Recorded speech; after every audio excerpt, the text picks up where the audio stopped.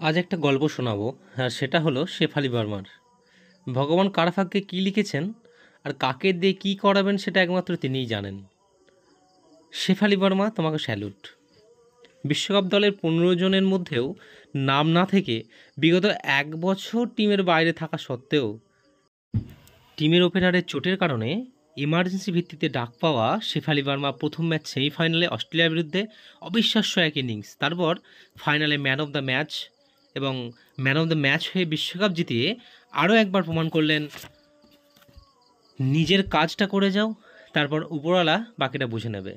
সবশেষে বলবো, well played team India, congratulation, well played. ইন্ডিয়াকে এইভাবেই গৌরবান্বিত করে তোলো। ফেসবুকে এটাই আমার প্রথম ভিডিও, কেমন হলো বন্ধুরা একটু জানিও। Thank you.